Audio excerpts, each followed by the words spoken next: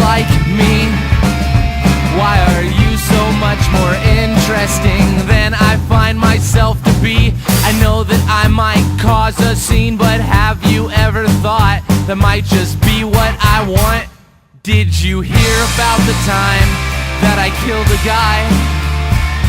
Or about the time I lied and said I killed a guy?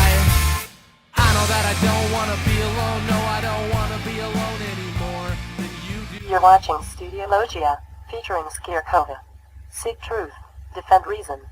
Music for Studio Logia is performed by Gokart Mozart and is used with permission. Hi YouTube. Sorry it's been so long without a new video. The new semester's brought me some challenging classes, and I promised myself I wouldn't post any more videos until I finished the grossly overdue response I said I was going to make to Bitbutter. But after my computer crashed, it's been difficult for me to motivate myself to make all that effort again, especially as these other demands on my time emerge. But I couldn't restrain myself from commenting on this topic. Much attention's been paid to the debate between Thunderfoot and VenomFangX, and one issue that I noticed, and which has been highlighted by Rational Roundtable, is a point made by VenomFangX that Thunderfoot, at least as of this moment, hasn't addressed. Specifically, Thunderfoot made a challenge for VenomFangX to demonstrate a scientific discovery being made based upon biblical predictions. VenomFangX responded by referring to Matthew Morey, who allegedly discovered the ocean's currents based on the inspiration from Psalm 8, which refers to, among other things, paths of the seas.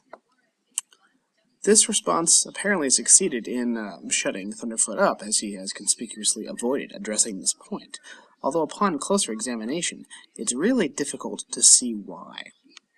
A little background.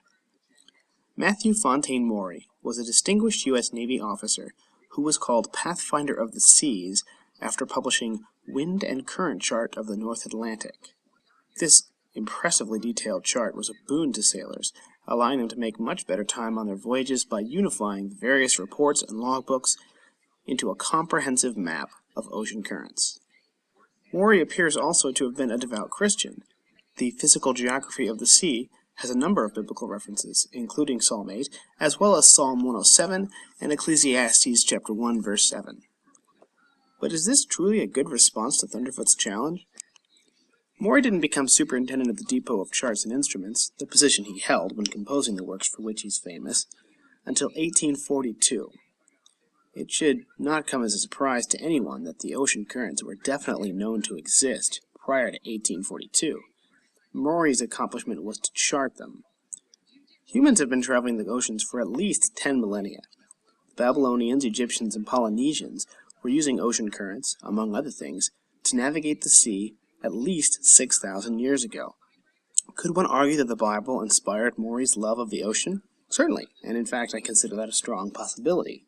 But to suggest that the Bible predicted ocean currents, or had anything to do with discoveries of their existence, is absurd.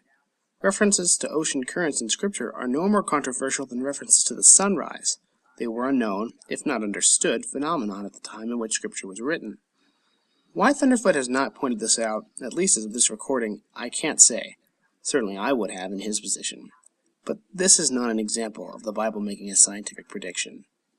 Thanks for listening.